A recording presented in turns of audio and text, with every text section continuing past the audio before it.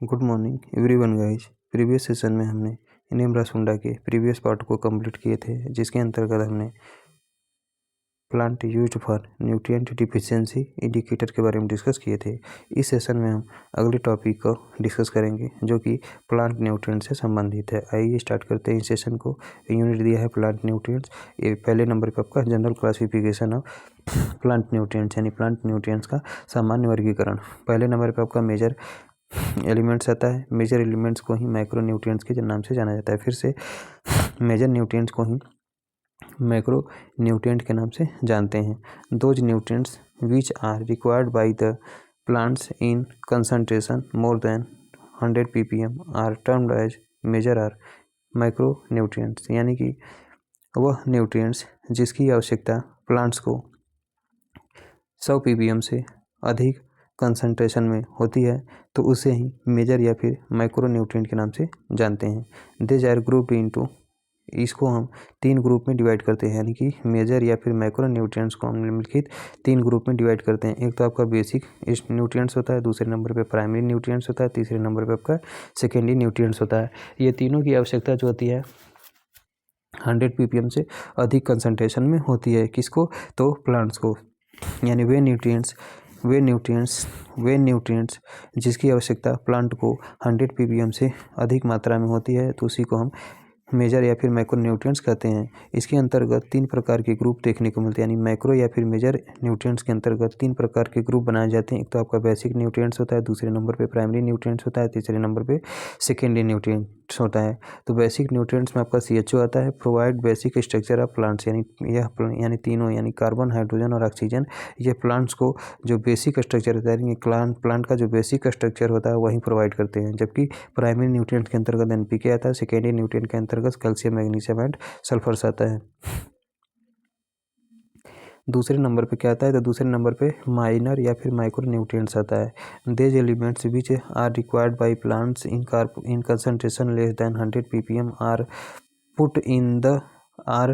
Put in this category, यानी कि वे elements जिसकी आवश्यकता प्लांट को 100 ppm कंसंट्रेशन से कम आवश्यकता होती है उसी को हम माइनर या फिर माइक्रो न्यूट्रिएंट्स के नाम से जानते हैं। फिर से वह एलिमेंट जिसकी आवश्यकता प्लांट को 100 ppm से कम मात्रा में होती है तो उसी को हम माइनर या फिर माइक्रो न्यूट्रिएंट्स के नाम से जानते हैं। Next point, they are also called as trace elements और ओलिगो एलिमेंट्स, यानी कि माइनर या फिर माइक्रो न्यूट्रिएंट्स को ही हम ट्रेस एलिमेंट्स या फिर ओलिगो एलिमेंट्स के नाम से जानते हैं। देज आर आयरन पे, इसके लिए ट्रिक क्या है? तो इसके लिए ट्रिक है फेकू मन जन ब मो नी कल, यानी FE से आयरन हो जाएगा, CU से कॉपर हो जाएगा, MN से मैग्नीज हो जाएगा, जिंक से आपका जिंक हो जाएगा, B से आपका बोरान हो जाएगा, MO से मॉलिब्डेनम हो जाएगा, NI से निकिल हो जाएगा एंड Cl से क्लोरीन हो जाएगा। तो ये सभी जो है एलिमेंट्स जो है माइक्रो न्यूट्रिएंट्स के अंतर्गत आते हैं। जबकि 16 न्यूट्रिएंट्स पहले से ही दिए गए थे। 16 न्यूट्रिएंट जो है वो अर्नल्ड एंड स्टाउट नामक साइंटिस्ट के द्वारा 1939 ईस्वी में दिए गए थे। जबकि 18वां एलिमेंट्स जो है, जो कि निकिल के रूप में जाना जाता है, 18वां एलिमेंट निकिल के रूप में जाना जाता है, इसको जो है किसने दिया था? तो रॉबर्ट ब्राउन नामक साइंटिस्ट ने 1987 ईस्वी में 17वें नंबर के एलिमेंट्स को दिए थे।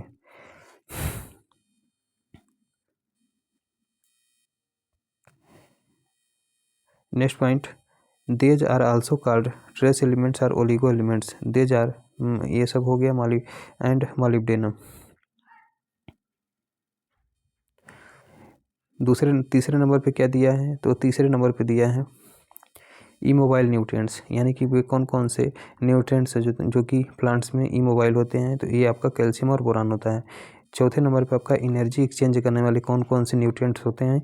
तो एनर्जी को एक्सचेंज करने वाले न्यूट्रिएंट्स में आपका हाइड्रोजन आता है, ऑक्सीजन आता है, यानी कि एनर्जी एक्सचेंज न्यूट्रिएंट के अंतर्गत आपका हाइड्रोजन एंड ऑक्सीजन आता है। 5वें नंबर का कटायन न्यूट्रिएंट्स, यानी कि कटायन न्यूट्रिएंट के अंतर्गत कौन कौन से न्यूट्रिएंट आते हैं?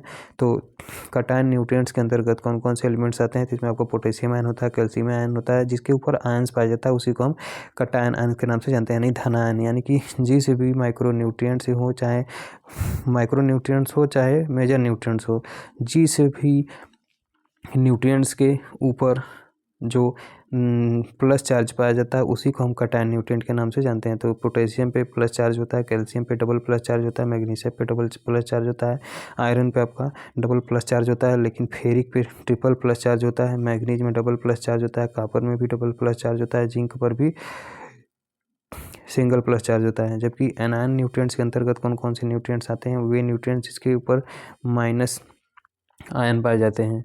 ठीक, तो इसमें आपका फास्फोरस पे माइनस आयन पाया जाता है, तीनों रूप में पाया जाता है, H2PO4 minus single charge, HPO4 double minus single charge, PO4 triple minus single charge. Boron के ऊपर भी जो होता है वो माइनस सिंगल चार्ज पाया जाता है, जो कि अमोनियम मॉलिब्डेट यानी कि मॉलिब्डेनम के ऊपर भी माइनस जो होता है वो चार्ज पाया जाता है। मॉलिब्डेनम के ऊपर भी माइनस चार्ज पाया जाता है, क्लोरीन के ऊपर भी सिंगल माइनस चार्ज पाया जाता है, सल्फेट के ऊपर भी माइनस सिंगल चार्ज पाया जाता है। नेक्स्ट है both anion and cation form, यानी कि वह न्यूट्रिएंट जिस पर धनायन भी आयन चार्ज पाया जाता है और ऋणायन भी चार्ज पाया जाता है। तो इसके अंतर्गत आपका नाइट्रोजन होता है। नाइट्रोजन के अमोनियम जो फॉर्म होता है, यानी कि नाइट्रोजन का जो अमोनियम आयन होता है उस पर प्लस चार्ज पाया जाता है, जबकि नाइट्रेट आयन पर माइनस चार्ज पाया जाता है। बहुत important question. Next number, non metal nutrients के अंतर्गत आपका बोरान आता है, यानी कि एकमात्र ऐसा न्यूट्रिएंट्स है जो कि नॉन मेटल न्यूट्रिएंट्स के अंतर्गत आता है। नेक्स्ट है दूसरे नंबर पे, नेक्स्ट पेज पे क्या दिया है, तो अगले पेज पे दिया है classification, other classification of plant nutrients, यानी नेक्स्ट पेज पे दिया है other classification of plant nutrients, यानी प्लांट न्यूट्रिएंट्स की अन्य वर्गीकरण। पहले नंबर पे आपका इसेंशियल न्यूट्रिएंट्स आता है। इसेंशियल न्यूट्रिएंट्स है according to the Arnon and Stout there are 16 essential nutrients for plants, यानी कि according to Arnon and Stout, यानी कि अन्नान एंड स्टाउट के आधार पर 16 प्रकार के इसेंशियल न्यूट्रिएंट्स होते हैं जो कि प्लांट्स के लिए आवश्यक होते हैं। इसके अंतर्गत आपका कोवन पीके यानी कि carbon, hydrogen, oxygen, nitrogen, phosphorus, potash, calcium, magnesium, sulphur, फेकुमंजन, बमो, निकल, ये सभी जो 16 न्यूट्रिएंट्स होते हैं निकल को छोड़कर, यानी ये 16 न्यूट्रिएंट्स निकल को छोड़कर ये 16 न्यूट्रिएंट जो है वो अन्नान एंड स्टाउट नामक साइंटिस्ट ने दिया था। एंड निकल जो है आपका 17वां एलिमेंट्स होता है, जबकि 16वां एलिमेंट्स आपका मॉलिब्डेनम होता है, जिसको अन्नान एंड स्टाउट के द्वारा ही दिया गया था। तो 17वां elements essential elements known as 1987 by Brown et al, यानी कि ब्राउन इट एल के द्वारा 1987 ईस्वी में 17वां एलिमेंट निकल को दिया गया था, जो कि इसेंशियल माइक्रो न्यूट्रिएंट्स के रूप में जाना जाता है। नेक्स्ट पॉइंट, अगला हेडिंग है क्राइटेरिया ऑफ इसेंशियलिटी या प्लांट न्यूट्रिएंट, यानी प्लांट न्यूट्रिएंट की जो क्राइटेरिया ऑफ इसेंशियलिटी है ये किसके द्वारा दिया गया है, तो यह अन्नान एंड स्टाउट के द्वारा 1939 ईस्वी में दिया गया। Next point, they stated that plant can not be completed their life cycle without the deficiency और complete absence of a single nutrient among the essential nutrients, यानी they stated that plant cannot be complete their life cycle without the deficiency or complete absence of a single nutrients, यानी कि इन 17 elements में किसी भी elements की कमी के कारण जब प्लांट्स अपना पूरी तरह से लाइफ साइकिल कंप्लीट नहीं कर पाता है तो इस प्रकार के इसेंशियलिटी को ही हम criteria of essentiality of plant nutrient के नाम से जानते हैं। फिर से they stated that plant can not be complete their life cycle without the deficiency और complete absence of a single nutrients among the essential nutrients, यानी कि इन आवश्यक न्यूट्रिएंट के अंतर्गत यदि एक सिंगल न्यूट्रिएंट की कमी से अगर कोई प्लांट्स अपना पूरा लाइफ साइकिल कंप्लीट नहीं कर पाता है तो इस प्रकार के क्राइटेरिया को ही हम इसेंशियलिटी ऑफ प्लांट न्यूट्रिएंट के नाम से जानते हैं, जिसको अन्नान एंड स्टाउट नामक साइंटिस्ट ने 1939 ईस्वी में दिए थे। जबकि आनंद नामक साइंटिस्ट ने सन 1954 ईस्वी में फिर इसमें रिफाइंड किए, इसमें सुधार किए, जिस क्राइटेरिया पे संशय या प्लांट न्यूट्रिएंट, यानी कि जो आनंद नामक साइंटिस्ट ने 1954 ईस्वी में इसमें रिफाइंड करके इसको बना दिया criteria of essentiality of nutrients, criteria of essentiality of plant nutrients 1954 में रिफाइन किया। नेक्स्ट पॉइंट क्या है, अगला पॉइंट कह रहा है justice walk living law of minimum, यानी कि law of minimum was living law of minimum, यानी लॉ ऑफ मिनिमम किसके द्वारा दिया गया था? तो लॉ ऑफ मिनिमम जो है जस्टिस लिविंग के द्वारा 1840 ईस्वी में दिया गया था। First point, the growth of plant is limited by the plant nutrient present in smaller quantity, all other being in adequate amounts.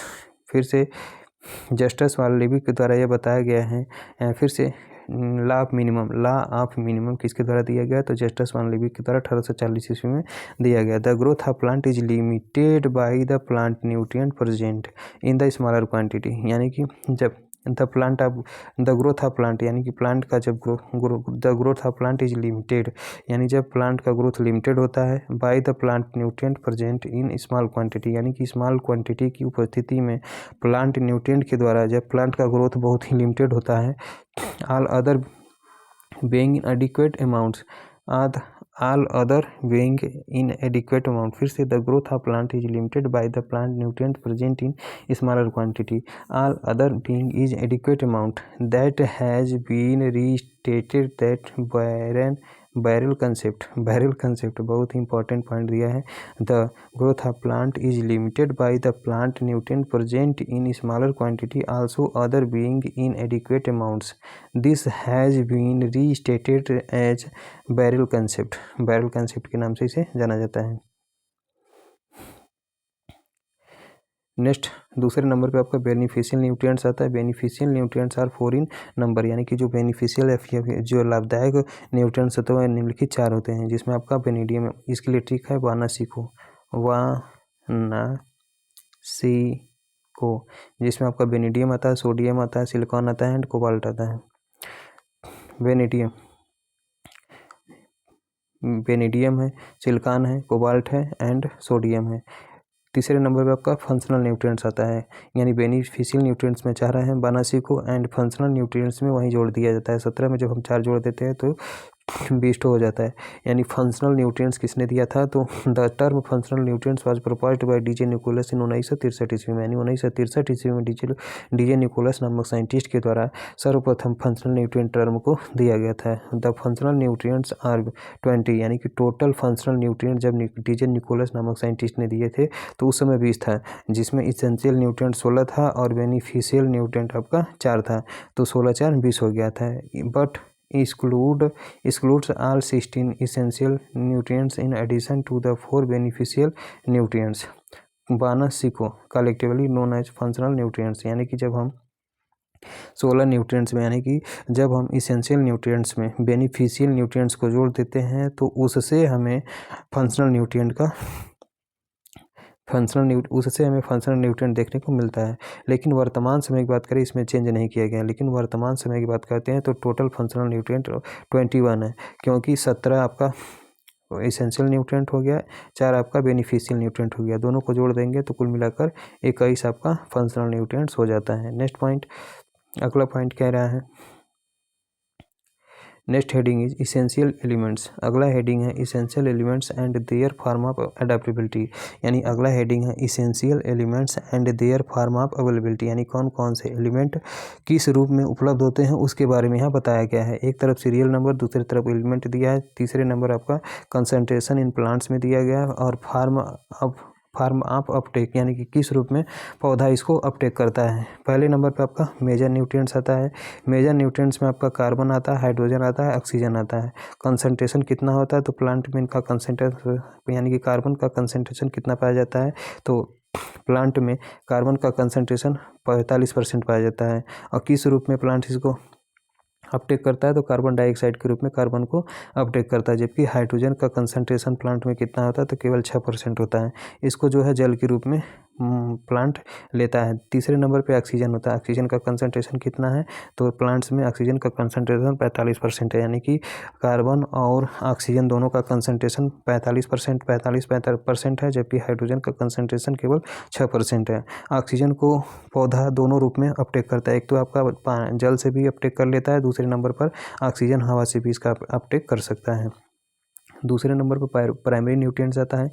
Primary nutrients में जो नाइट्रोजन होता है यह कितने मात्रा में प्लांट के यानी कि प्लांट में कितना मात्रा पाई जाती है, तो नाइट्रोजन की प्लांट में 1.5% मात्रा पाई जाती है, यानी कि प्लांट्स में नाइट्रोजन की कुल मात्रा 1.5% पाई जाती है। और नाइट्रोजन को किस रूप में प्लांट अपटेक करता है, तो यदि सभी प्रकार के प्लांट्स जो होते हैं वो नाइट्रेट आयंस के रूप में नाइट्रोजन को अपटेक करते हैं, लेकिन चार आलू गधे हैं, यानी कि चाहे आलू, गन्ना, धान, ये 4 फसल जो होते हैं वो अमोनियम रूप में रेड्यूस्ड जोन में अपटेक करते हैं। कौन, तो यही 4 फसल्स अमोनियम के रूप में, जिसके लिए सबसे बेस्ट फर्टिलाइजर होता है अमोनियम से। छोड़ो, इसके बारे में आगे हम चर्चा करेंगे। नेक्स्ट है फास्फोरस। अगला न्यूट्रिएंट्स है, अगला प्राइमरी न्यूट्रिएंट है फास्फोरस। फास्फोरस का प्लांट में कितना कंसंट्रेशन पाया जाता है, तो केवल 0.2% कंसंट्रेशन पाया जाता है। और फास्फोरस को सर्वाधिक प्लांट्स किस रूप में अपटेक करते हैं, तो इसे मेनली H2PO4- सिंगल चार्ज के रूप में अपटेक करते हैं। लेकिन दूसरे नंबर पे आपका HPO4 double minus single charge के रूप में अपटेक करते हैं। और तीसरे नंबर पे PO4- ट्रिपल चार्ज सिंगल के रूप में अपटेक करते हैं, यानी 3 रूपों में अपटेक करते हैं, जिसमें से सबसे ज़्यादा जो होता है वो H2PO4 को अपटेक करते हैं मुख्यतः। Next fertiliser, next primary nutrient है पोटेशियम। पोटेशियम का कंसंट्रेशन प्लांट में कितना पाया जाता है, तो केवल 1% पाया जाता है। इसको पोटेशियम आयन के रूप में जो होता है, यानी कि पोटेशियम आयंस के रूप में जो है अपटेक करते हैं प्लांट्स। दूसरे नंबर पर आपका सेकेंडरी न्यूट्रिएंट्स आता है। दूसरे नंबर पर कौन सा न्यूट्रिएंट आता है, तो दूसरे नंबर पर आपका सेकेंडरी न्यूट्रिएंट्स आता है। तो सेकेंडरी न्यूट्रिएंट्स में कौन कौन से न्यूट्रिएंट्स आते हैं, तो कैल्शियम, मैग्नीशियम और सल्फर आता है। तो कैल्शियम का कंसंट्रेशन प्लांट में कितना होता है, तो 0.5% तक होता है। कैल्शियम डबल प्लस चार्ज के रूप में अपटेक करता है क्या, प्लांट्स। दूसरे नंबर पर मैग्नीशियम आता है। मैग्नीशियम का कितना कंसंट्रेशन प्लांट में पाया जाता है, तो 0.2% पाया जाता है। अब मैग्नीशियम को भी प्लांट जो होता है वो डबल प्लस चार्ज के रूप में अपटेक करता है। जबकि सल्फर का कंसंट्रेशन प्लांट में कितना पाया जाता है, तो केवल 0.1% पाया जाता है। और सल्फर का अपटेक प्लांट जो है वो सल्फेट के रूप में और सल्फर डाइऑक्साइड के रूप में करता है। तीसरे नेक्स्ट है आपका माइक्रो न्यूट्रिएंट्स। अगला क्या है, तो अगले नंबर पे आपका माइक्रो न्यूट्रिएंट्स है। माइक्रो न्यूट्रिएंट्स के अंतर्गत आपका फेकुमंजन बमोनिकल देखने को मिलता है, ट्रेग। और इसमें आयरन, पहले नंबर पे आपका आयरन है जिसका सिंबल Fe होता है। इसका कंसंट्रेशन प्लांट में कितना होता है, तो केवल 100 ppm मात्रा जो होती है प्लांट में पाई जाती है। इसको आयरन को प्लांट किस रूप में अपटेक करता है, तो आयरन डबल प्लस चार्ज के रूप में अपटेक करता है। और इसको फेरिक के रूप में, यानी कि फेरस, यानी Fe डबल प्लस चार्ज रहेगा तो इसे फेरस कहते हैं। और Fe double triple plus charge रहता है तो उसे फेरिक के रूप में अपटेक करते हैं। यानी कि मुख्यतः Fe डबल प्लस चार्ज के रूप में आयरन को अपटेक करता है प्लांट, और कभी कभी फेरिक के रूप में या फिर Fe ट्रिपल प्लस चार्ज के रूप में अपटेक करता है। जबकि जिंक का कंसंट्रेशन प्लांट में कितना होता है, तो जिंक का कंसंट्रेशन प्लांट में केवल 20 ppm होता है, और प्लांट इसको जिंक प्लस चार्ज के रूप में अपटेक करता है। नेक्स्ट है आपका मैग्नीज। मैग्नीज का कंसंट्रेशन प्लांट में कितना होता है, तो 50% होता है, और इसको मैग्नीज प्लस चार्ज के रूप में प्लांट अपटेक करता है। नेक्स्ट है बोरान। बोरान का कंसंट्रेशन प्लांट में कितना पाया जाता है, तो बोरान का कंसंट्रेशन प्लांट में 20 ppm पाया जाता है। और इसको H3BO3 जिसे हम बोरिक एसिड के नाम से जानते हैं, एकमात्र ऐसा माइक्रो न्यूट्रिएंट्स है जो कि नॉन मेटल न्यूट्रिएंट्स के अंतर्गत आता है। और इसमें किसी भी प्रकार का चार्ज भी नहीं देखने को मिलता है, ना तो कटायन होता है, ना तो कटायन होता है, ना तो अनायन होता है, ना ही कटायन होता है, ना तो धनायन होता है, ना तो ऋणायन होता है। यह न्यूट्रल होता है, यानी कि बोरान आपका न्यूट्रल होता है, इसीलिए इसे हम किस नाम से जानते हैं, तो नॉन मेटल एलिमेंट के नाम से जानते हैं। और बोरान को प्लांट जो होता है वो बोरिक एसिड के रूप में अपटेक करता है।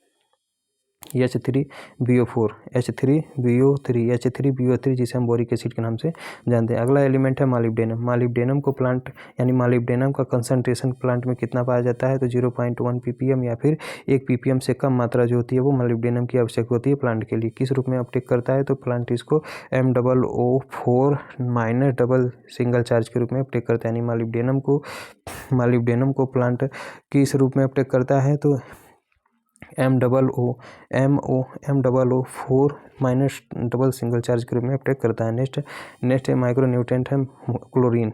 नेक्स्ट माइक्रो न्यूट्रिएंट है क्लोरीन। कितनी कंसंट्रेशन इसकी पाई जाती है, तो 100 ppm कंसंट्रेशन इसका प्लांट में पाया जाता है। इसको क्लोरीन माइनस सिंगल चार्ज के रूप में प्लांट अपटेक करता है। अगले लास्ट वाले पे आपका निकिल आता है। निकिल का कितना कंसंट्रेशन प्लांट में पाया जाता है, तो 0.1 से लेकर 1 ppm मात्रा पाया जाता है, और निकल डबल प्लस चार्ज के रूप में प्लांट इसको अपटेक करता है। Next point, in acidic soils phosphorus is available in H2PO4 minus single चार form and alkaline high pH phosphorus is available in PO4 minus triple form, यानी कि एसिडिक सॉइल्स में यानी कि अम्लीय मृदा में फास्फोरस किस रूप में अवेलेबल रहता है। तो एसिडिक सॉइल्स में जो फास्फोरस होता है वो H2PO4 फार्म में उपलब्ध रहता है, जबकि अल्कलाइन सॉइल या फिर क्षारीय मृदा में यानी हाई pH पर फास्फोरस जो होता है वो PO4 माइनस 3 चार्ज के रूप में उपलब्ध रहता है। Next point, most of plants absorb nutrient in reduced form, यानी कि सर्वाधिक जो प्लांट्स होते हैं वो रिड्यूस्ड फॉर्म में न्यूट्रिएंट का अवशोषण करते हैं। फिर से सर्वाधिक जो प्लांट्स होते हैं वो रिड्यूस्ड रूप में न्यूट्रिएंट्स का अवशोषण करते हैं। एग्जाम्पल के तौर पर Fe double plus charge and manganese double plus charge rather than oxidised form. इसके अलावा जितने भी न्यूट्रिएंट्स होते हैं वो ऑक्सीडाइज्ड फॉर्म में ऑक्सीडाइज्ड फॉर्म में अवशोषण करते हैं, जैसे Fe triple plus charge and manganese triple plus charge. फिर से most of the plant absorb nutrients in reduced form, यानी सर्वाधिक जो प्लांट्स होते हैं वो न्यूट्रिएंट को रिड्यूस्ड फॉर्म में अवशोषित करते हैं, जैसे Fe double plus charge and manganese double plus charge rather than oxidised form. इसके अलावा जो अन्य क्रॉप्स होते हैं या अन्य प्लांट्स होते हैं वो ऑक्सीडाइज्ड फॉर्म में जो है अपटेक करते हैं, यानी कि कुछ प्लांट जो होते हैं वो ऑक्सीडाइज्ड फॉर्म में भी न्यूट्रिएंट को अपटेक करते हैं, जैसे Fe डबल प्लस चार्ज यानी Fe triple plus charge and manganese triple plus ion. अगला हेडिंग क्या है, तो soil test rating chart for available nutrients, यानी जो उपलब्ध पोषक तत्व हैं उसके लिए सॉइल टेस्टिंग रेटिंग चार्ट दिया है। एक तरफ आपको कंपाउंड्स दिया है या फिर इसका यूनिट दिया है, कंपाउंड का यूनिट्स भी दिया है, दूसरी तरफ रेटिंग दिया गया है। ऑर्गेनिक कार्बन्स में रेटिंग दिया गया है। क्या है भैया, ये तो समझ ही नहीं आ रहा है, देख लेते हैं ऊपर से। ऑर्गेनिक कार्बन परसेंटेज लो होता है, 0.5 से कम होता है। मीडियम में लो में 0.5 से कम होता है, मीडियम में 0.5 से लेकर 0.75 होता है, हाई वाले में मोर देन 0.75 होता है।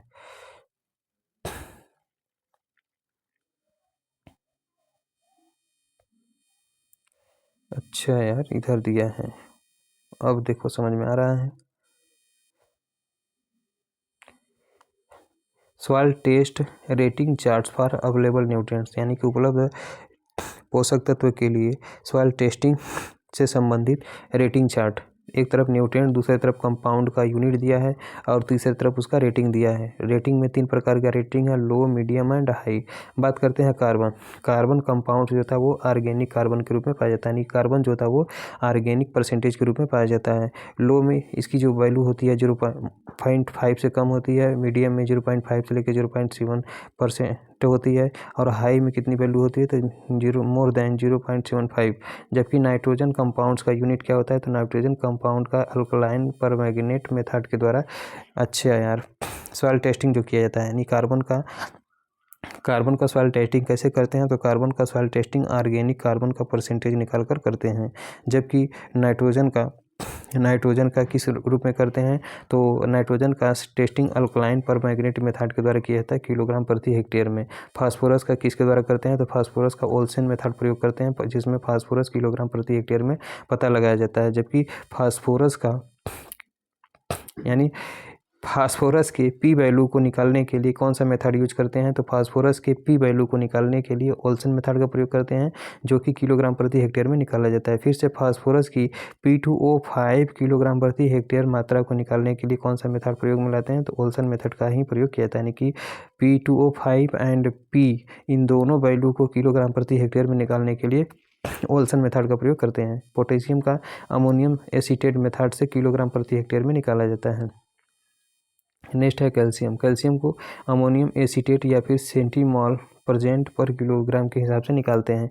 सल्फर का जो है 0.01 m कैल्शियम क्लोराइड किलोग्राम प्रति हेक्टेयर से निकालते हैं। मैग्नीज का अमोनियम एसीटेट या फिर सेंटीमॉल प्रेजेंट पर किलोग्राम के हिसाब से निकालते हैं। जिंक का DTPA एक्सट्रैक्टेबल मिलीग्राम पर किलोग्राम के हिसाब से निकालते हैं। आयरन का DTPA एक्सट्रैक्टेबल मिलीग्राम पर केजी के हिसाब से निकालते हैं। मैग्नीज का DTPA एक्सट्रैक्टेबल मिलीग्राम पर किलोग्राम के हिसाब से निकालते हैं। कॉपर का भी DTPA एक्सट्रैक्टेबल mg पर केजी के हिसाब से निकालते हैं। बोरान का हॉट वाटर सोल्यूबल के द्वारा किलोग्राम प्रति हेक्टेयर में निकालते हैं। मॉलिब्डेनम का ammonium oxalate extractable pH value कितना होता है, तो मॉलिब्डेनम का pH वैल्यू 3.3 यानी कि मॉलिब्डेनम की वैल्यू जो होती है वो 3.3 पर अमोनियम ऑक्सैलेट एक्सट्रैक्टेबल मिलीग्राम प्रति किलोग्राम के हिसाब से निकालते हैं। नेक्स्ट अगला हेडिंग है role of nutrients in plants, यानी कि पौधों में न्यूट्रिएंट्स का कार्य। पहले नंबर पे न्यूट्रिएंट है नाइट्रोजन, पहले नंबर का न्यूट्रिएंट है नाइट्रोजन। डिस्कस अबाउट नाइट्रोजन, यानी नाइट्रोजन से संबंधित इंपॉर्टेंट पॉइंट्स, नाइट्रोजन से संबंधित important points. First point related to nitrogen, first point related to nitrogen impart green colour to plants, यानी नाइट्रोजन जो होता है वो पौधों को हरा रंग प्रोवाइड करता है। इनकरेज वेजिटेटिव ग्रोथ, और पौधों का वेजिटेटिव ग्रोथ भी उत्साहित करता है। Next point it is present in most of the substances of cell, यानी कि सेल के it is present in most of substances of cell, यानी कि जो सेल का सर्वाधिक भाग होता है वो नाइट्रोजन की उपस्थिति के कारण ही होता है। It is present in most of the substances of cell, यानी कि सेल का जो सर्वाधिक भाग होता है वो नाइट्रोजन से ही बना होता है, यानी कि सेल का सर्वाधिक भाग जो होता है वो नाइट्रोजन के द्वारा ही बना होता है। Next point nitrogen is essential constituent of protein, यानी कि नाइट्रोजन जो होता है वो प्रोटीन का एक आवश्यक अवयव होता है। Next point constituent of protoplasm of chlorophyll and coenzyme, यानी कि जो नाइट्रोजन होता है constituent of protoplasm of chlorophyll and coenzyme, यानी कि नाइट्रोजन जो होता है वो क्लोरोफिल के यानी नाइट्रोजन जो होता है वो प्रोटोप्लाज्म का अवयव होता है, क्लोरोफिल का अवयव होता है एंड कोएंजाइम का अवयव होता है। Next point play an important role in synthesis of oxygen, यानी कि नाइट्रोजन जो होता है वो ऑक्सीजन के सिंथेसिस में एक महत्वपूर्ण भूमिका अदा करता है, यानी कि नाइट्रोजन जो होता है वो ऑक्सीजन के सिंथेसिस में, यानी कि नाइट्रोजन जो होता है वो ऑक्सीजन के सिंथेसिस में बहुत ही महत्वपूर्ण कार्य करता है, बहुत महत्वपूर्ण कार्य अदा करता है। नेक्स्ट है deficiency of nitrogen, lower leaves become yellow और लाइट ग्रीन इन कलर, यानी कि नाइट्रोजन की डिफिशियंसी जो होती है वो सर्वप्रथम पुरानी पत्तियों पर दिखाई देती है, और किस प्रकार का कलरेशन होता है तो येलो या फिर लाइट ग्रीन इन कलर दिखाई देता है। नेक्स्ट पॉइंट, और यह पत्तियों के किनारे पर होता है, यानी कि जो कलरिंग होती है वो पत्तियों के किनारे पोर्शंस पे होता है। नाइट्रोजन की डिफिशियंसी होती है पत्तियों के किनारे पर देखने को मिलती है। इसमें पत्तियाँ जो होती है यानी कि पुरानी पत्तियाँ जो होती हैं पीली हो जाती हैं या फिर लाइट ग्रीन इन कलर, यानी कि हल्की हरी रंग की पत्तियां हो जाती हैं। और इसमें किस प्रकार का क्लोरोसिस देखने को मिलता है तो इसमें V shaped chlorosis and older leaves are yellowing at tips, यानी कि पत्तियों के किनारों पर या पुराने पत्तियों के किनारों पर वी शेप्ड का क्लोरोसिस देखने को मिलता है। डिजीज कौन कौन सा होता है तो नाइट्रोजन की डिफिशियंसी, एक तो आपका स्टारवेशन डिजीज होता है ड्यू टू नाइट्रोजन डिफिशियंसी, यानी नाइट्रोजन की डिफिशियंसी से एक तो आपका स्टारवेशन डिजीज होता है, दूसरे नंबर पर बटनिंग होता है किसमें कालीफ्लावर, यानी नाइट्रोजन की डिफिशियंसी से बटनिंग हो जाता है कालीफ्लावर में। और नाइट्रोजन की अधिकता से क्या होता है तो होलो स्टेम इन कालीफ्लावर, यानी कालीफ्लावर में जो होलो स्टेम होता है वो नाइट्रोजन की अधिकता के कारण होता है। अगला न्यूट्रिएंट्स क्या है तो नेक्स्ट न्यूट्रिएंट है फास्फोरस, अगला न्यूट्रिएंट है phosphorus. Discuss about phosphorus, increase the disperse resistant, यानी फास्फोरस जो होता है वो डिजीज रेसिस्टेंसी के प्रति इंक्रीज, यानी फास्फोरस जो होता है इंक्रीज द डिजीज रेसिस्टेंसी, यानी कि फास्फोरस जो होता है वो डिजीज के प्रति रेसिस्टेंसी बढ़ाता है। Next point enhance new cell formation and necessary for root development, यानी फास्फोरस जो होता है वो न्यू सेल के फार्मेशंस को बढ़ाता है, यानी कि फास्फोरस जो होता है वो न्यू सेल के फार्मेशंस को बढ़ाता है और रूट डेवलपमेंट में भी आवश्यक होता है। Next point required for grain formation and maturity of grains, यानी फास्फोरस जो होता है वो ग्रेन के फार्मेशंस के लिए आवश्यक होता है एंड ग्रेन की मैच्योरिटी के लिए भी आवश्यक होता है। Next point phosphorus is essential constituent for nucleic acid and phytin, यानी कि फास्फोरस जो होता है वो न्यूक्लिक एसिड एंड फाइटिन के लिए एक महत्वपूर्ण या फिर आवश्यक अवयव होता है, यानी फास्फोरस जो होता है वो न्यूक्लिक एसिड एंड फाइटिन के अवयव के रूप में एक आवश्यक रूप से न्यूट्रिएंट्स होता है, यानी phosphorus is essential constituents for nucleic acid and phytin, यानी कि फास्फोरस जो होता है वो न्यूक्लिक एसिड एंड फाइटिन के लिए एक आवश्यक अवयव होता है। Next point, most essential functions are energy storage and transfer of energy ADP and ATP, यानी कि फास्फोरस जो होता है वो फास्फोरस का जो आवश्यक कार्य होता है, यानी सर्वाधिक आवश्यक कार्य जो होता है वो एनर्जी का स्टोरेज करना होता है, यानी फास्फोरस का जो सर्वाधिक महत्वपूर्ण कार्य होता है वो आपका एनर्जी का स्टोरेज करना होता है और एनर्जी का ट्रांसफ़र भी करना होता है, जिसके अंतर्गत ADP एंड ATP का फॉर्मेशन जो होता है वो फास्फोरस के द्वारा ही होता है। एक एज एनर्जी करेंसी, इसीलिए जो होता है फास्फोरस को एनर्जी करेंसी के रूप में जाना जाता है। फिर से most essential functions are energy storage, यानी फास्फोरस का जो मुख्य कार्य होता है वो एनर्जी का स्टोरेज करना होता है और एनर्जी का ट्रांसफ़र भी करना होता है, जो कि ADP जो होता है एनर्जी का स्टोरेज करता है, जबकि ATP जो होता है एनर्जी का ट्रांसफ़र करता है। इसीलिए ADP एंड ATP को या फिर फास्फोरस को एनर्जी करेंसी के रूप में जाना जाता है।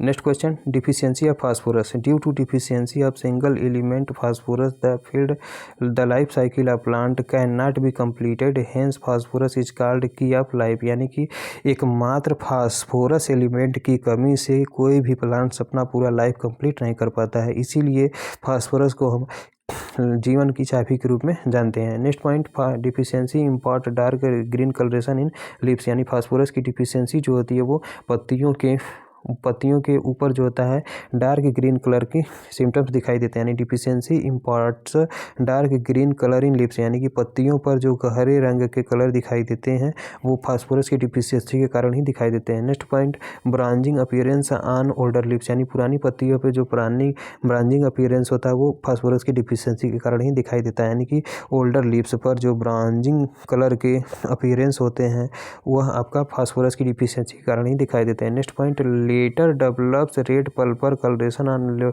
लीव्स ऑफ मेज, यानी कि मक्के की पत्तियों पर जो रेड पर्पल कलर का कलरेशन होता है यह फास्फोरस के डिफिशियंसी के कारण ही विकसित होता है। नेक्स्ट पॉइंट, डिजीज कौन कौन सा होता है, तो फास्फोरस की डिफिशियंसी से सिकल लीफ डिजीज होता है, यानी कि सिकल लीफ डिजीज किसके कमी से होता है, तो सिकल लीफ डिजीज जो होता है वो आपका सिकल लीफ डिजीज जो होता है वो फास्फोरस की डिफिशियंसी के कारण ही होता है। अगला न्यूट्रिएंट से potassium, discuss about potassium, what do you mean potassium, potassium से आप क्या समझते हैं, पोटेशियम के क्या क्या लाभ और क्या क्या हानियाँ होती हैं, तो आइए स्टार्ट करते हैं डिस्कस अबाउट पोटेशियम। तीसरे नंबर का न्यूट्रिएंट है potassium, most essential function of potassium ion is stomata regulation, यानी कि पोटेशियम आयन का जो सर्वाधिक महत्वपूर्ण कार्य होता है वो पोटेशियम आयन का या फिर पोटेशियम आयन का जो सर्वाधिक महत्वपूर्ण कार्य होता है वो आपका स्टोमेटा का रेगुलेशन करना। अगर हम हार्मोन्स की बात करते हैं, स्टोमेटा के रेगुलेशंस का काम कौन करता है, तो न्यूट्रिएंट में आपका पोटेशियम करता है, न्यूट्रिएंट में पोटेशियम करता है, हार्मोन में आपका साइटोकाइनिन करता है और ABA करता है, साइटोकाइनिन एंड ABA करता है। Next point related to potassium, provides disease and drought tolerance in plants, यानी प्लांट्स में डिजीज एंड ड्राट दोनों के प्रति टॉलरेंसी प्रोवाइड कौन करता है, तो पोटेशियम करता है। नेक्स्ट पॉइंट, को फैक्टर फॉर एंजाइम्स, यानी पोटेशियम जो होता है एंजाइम के को फैक्टर्स के रूप में काम करता है, एंजाइम्स जो होता है यानी कि पोटेशियम जो होता है वो एंजाइम्स के को फैक्टर के रूप में कार्य करता है। Next point, responsible for quality products, यानी कि पोटेशियम जो होता है वो क्वालिटी प्रोडक्ट्स के लिए रिस्पॉन्सिबल होता है। Next point, formation and translocation of sugar, यानी शुगर का फॉर्मेशन एंड ट्रांसलोकेशन दोनों काम कौन करता है, तो पोटेशियम करता है, यानी शुगर के फॉर्मेशन का काम और शुगर के ट्रांसलोकेशन का काम भी दोनों ही पोटेशियम करता है। Next point, it is help in chlorophyll formation, यानी पोटेशियम जो होता है क्लोरोफिल के फॉर्मेशन में सहायता करता है, यानी पोटेशियम आयंस जो होता है वो क्लोरोफिल के फॉर्मेशन में सहायता करता है। Next point, in plant potassium also reduced the transpiration rate and increase photosynthetic rates, यानी कि प्लांट्स में पोटेशियम आयंस जो होता है वो ट्रांसपायरेशन रेट को रिड्यूस करता है एंड फोटोसिंथेटिक रेट को बढ़ाता है, यानी पोटेशियम आयन जो होता है वो प्लांट्स में ट्रांसपायरेशन रेट को घटाता है और फोटोसिंथेटिक रेट को बढ़ाता है। Next point because it is stress avoider, यानी कि स्ट्रेस को हटाने का काम कौन करता है, तो पोटेशियम आयन करता है। ये स्ट्रेस को बढ़ाता है, जबकि पोटेशियम आयन जो होता है वो स्ट्रेस को घटाता है। Next point, potash useful in stress condition because it is secrets 60 enzymes, यानी कि पोटास जो होता है वो स्ट्रेस कंडीशंस को हटाने के लिए प्रयोग में लाया जाता है। यानी कि potash useful in stress condition, यानी कि पोटास जो होता है वो स्ट्रेस कंडीशंस के लिए यूजफुल होता है, क्योंकि यह स्ट्रेस कोई किसी भी प्रकार का स्ट्रेस होता है उसको हटाने का काम करता है, क्योंकि यह कुल लगभग 60 प्रकार के एंजाइम्स को सीक्रेट करता है। कौन? Potash. Next point, the term luxury consumption is often used to describe nutrients absorption by the plant that does not influence yield, example potassium. यानी कि लग्जरी कंजप्शन किससे संबंधित होता है, तो लग्जरी कंजप्शन जो होता है वो आपका पोटास से ही संबंधित होता है। Is often used to describe nutrient absorptions by the plant that does not influence yield, यानी कि पोटास एकमात्र ऐसा न्यूट्रिएंट है जिसके द्वारा यील्ड जो है, यील्ड में वृद्धि बिल्कुल भी नहीं देखने को मिलती। यानी कि जब तक हम पोटास का एप्लीकेशन फील्ड में नहीं करते हैं तब तक जो फील्ड में क्रॉप का यील्ड होता है वो बढ़ता नहीं है, इसीलिए इसे हम लग्जरी कंजप्शन के नाम से जानते हैं। The term luxury consumption is often used to describe nutrient absorption by the plants के द्वारा जो न्यूट्रिएंट का एब्जॉर्प्शन होता है इसके डिस्क्राइब के लिए ही लग्जरी कंजप्शन के रूप में जो है पोटास का प्रयोग करते हैं।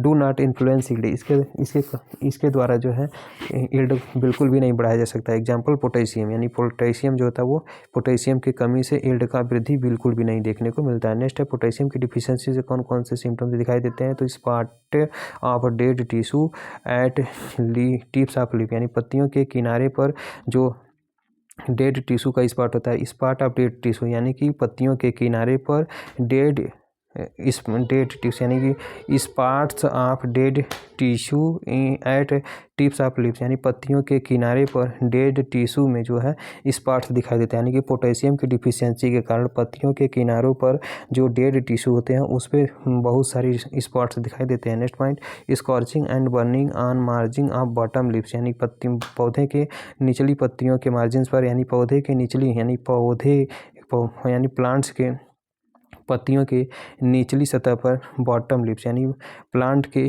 पत्तियों के निचली सतह पर जो मार्जिन्स पाया जाता है उसी पर स्कॉर्चिंग या फिर बर्निंग हो जाता है। किसकी कमी के कारण, तो पोटास की डिफिशियंसी के कारण। पोटास की डिफिशियंसी के कारण स्कॉर्चिंग एंड बर्निंग हो जाता है। कहाँ पर, तो बॉटम लिप्स ऑफ मार्जिन्स, यानी पत्तियों के निचले सतह पर जो मार्जिन पाया जाता है उसी पर बर्निंग एंड स्कॉर्चिंग की प्रॉब्लम देखने को मिलती है। डिजीज, यानी पोटेशियम की कमी से कौन सा डिजीज होता है, तो शुगर, रोजेट और डाइबैक डिजीज, यानी कि पोटेशियम की कमी से रोजेट या फिर डाइबैक डिजीज जो होता है वो हो जाता है। चौथे नंबर का न्यूट्रिएंट है calcium.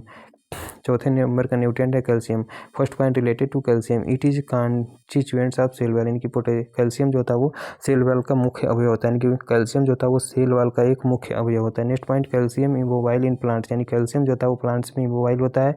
And deficient symptoms appear on meristem tip portion, यानी कि कैल्शियम जो होता है वो प्लांट्स में पूरी तरह से इमोबाइल होता है, यानी कि कैल्शियम और बोरान, यानी कैल्शियम और बोरान ये दोनों ही प्लांट में इमोबाइल होते हैं, जबकि सॉइल्स में दोनों ही बहुत ही ज़्यादा मोबाइल होते हैं। ये एक कंसेप्ट है।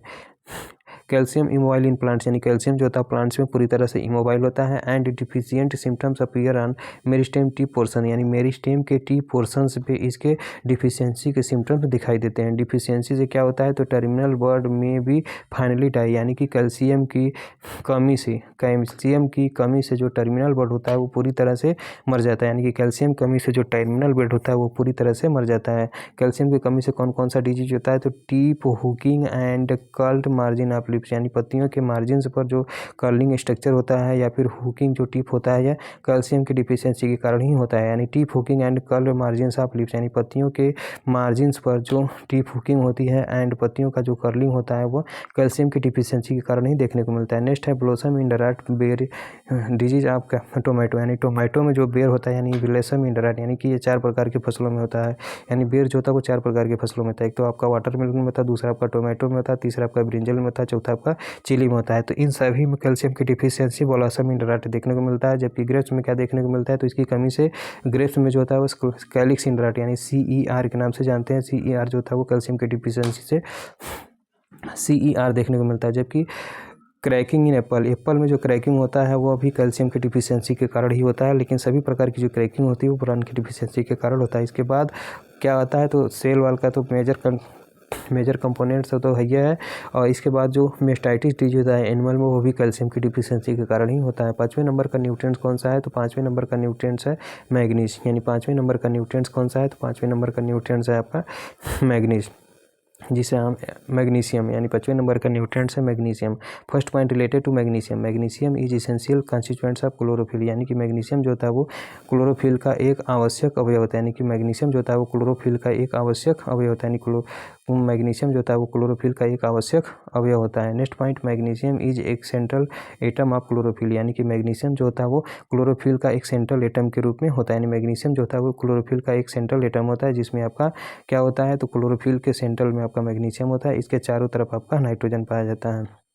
पेरिफेरल साइड पे आपका नाइट्रोजन उपलब्ध रहता है, जबकि सेंटर में आपका मैग्नीशियम उपलब्ध रहता है। इसीलिए हम सेंट्रल एटम ऑफ क्लोरोफिल के नाम से जानते हैं किसको, मैग्नीशियम को। Next point, leaves become mottled and chlorotic then reddish or upward cupping of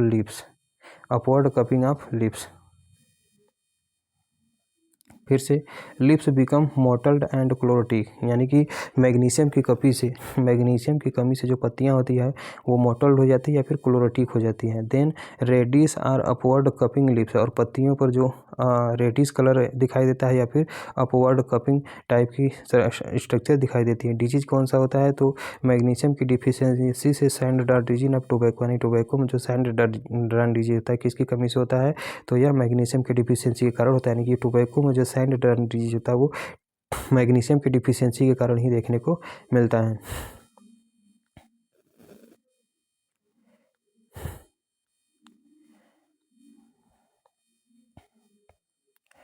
next nutrient कौन सा है, तो अगला न्यूट्रिएंट है